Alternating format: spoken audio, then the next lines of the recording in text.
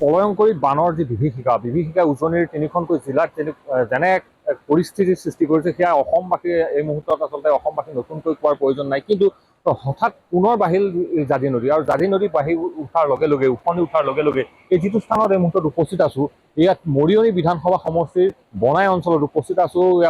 বনাই অঞ্চলৰ পৰিৱেশ কিছু দেখাইছো।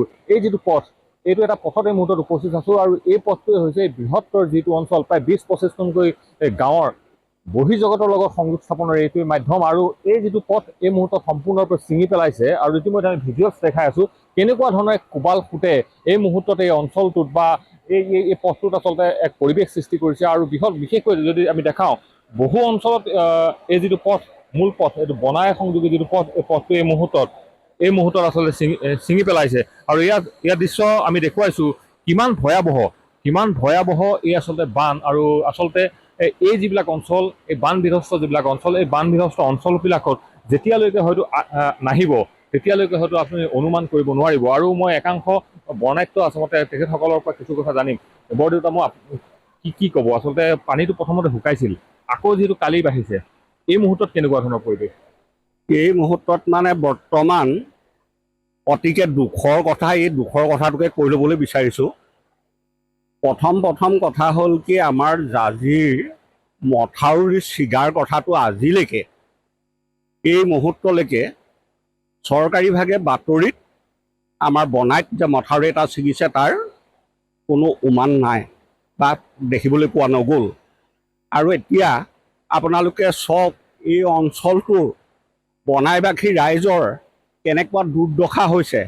যেতিয়া মথাউৰি এটা ছিগি যায়, ছিগি যোৱাৰ পাছত এই ৰাইজসকল এতিয়া এই মুহূৰ্তৰ পৰা চাওক আপুনি, সেই তাৰ কলিলৈকে আমাৰ চকুৰে ভালকৈ নমনো, তেনেকুৱালৈকে গোটেই জলমগ্ন।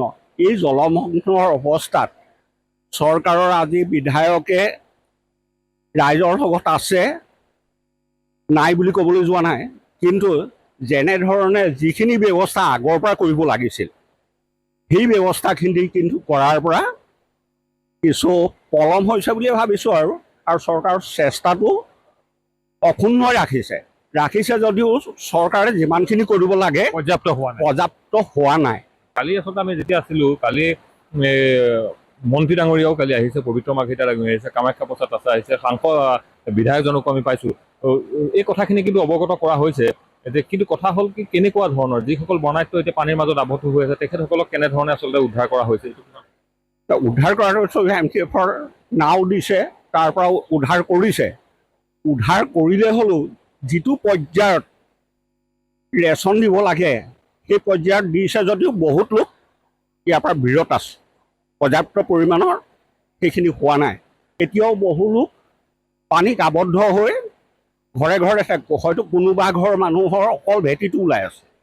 ভেটিটো ওলাই থকাৰ কাৰণে সেই মানুহে ঘৰটো মূৰটো এৰিব পৰা নাই, তেনেকুৱা অৱস্থাত আবদ্ধ হৈ আছে। সেই কিমানখন গাঁও আপোনালোকৰ যিটো হিচাপত কিমানখনমান গাঁও এই মুহূৰ্তত নাই, পুৰা 50খনমান গাঁও প্লাবিত হৈ আছে। আৰু মানে এটা বৃহত্তৰ এলেকা, আৰু এই পানীটো বহুত দিনলৈকে জমা হৈ থাকিব, ওলাই যাবলৈ কোনো ৱে নাই, ৰাস্তা নাই, আৰু পানীটো অহৰহ একেটা স্পীডতে সোমায়েই আছে।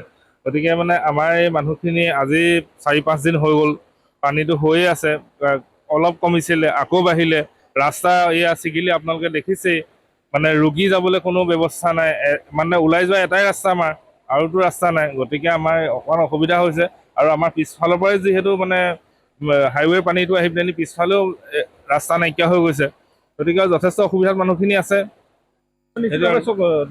যিহেতু এই যিটো পানী, এই পানী হয়তো আৰু কিছুদিনৰ পাছত ওলাই যাব, কিন্তু ইয়াৰ যিটো পাছৰ যিটো পৰিৱেশ হ'ব, যিহেতু প্ৰতি ঘৰ মানুহতে আজি তাৰিখত পানী সোমাল, ভঁৰালত প্ৰতি ঘৰতে সোমাইছে, ইয়াৰ পাছৰ পৰিৱেশটো কেনেধৰণে চাইছে? কেনেকুৱা হ'ব? পিছত ৰাইজে খাব নাপাই মৰিব লাগিব। এতিয়া কঠীয়া চঠীয়াটো গ'লেই, আকৌ ৰাইজে কি কৰিব চিন্তা কৰিব লাগিব।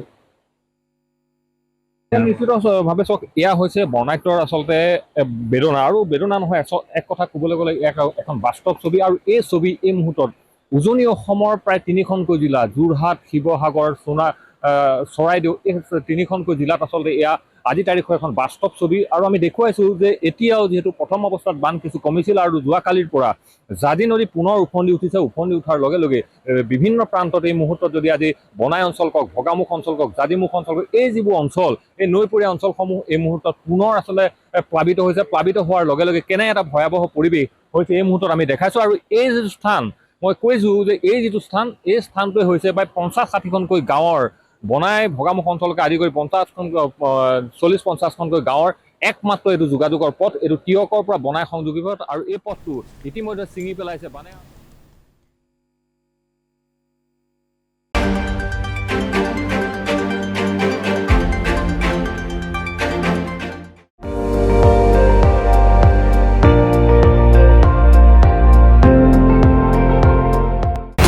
আপুনি চাই আছে ND24, সৰ্বশ্ৰেষ্ঠ নহয় সৰ্বোত্তমৰ দৌৰত।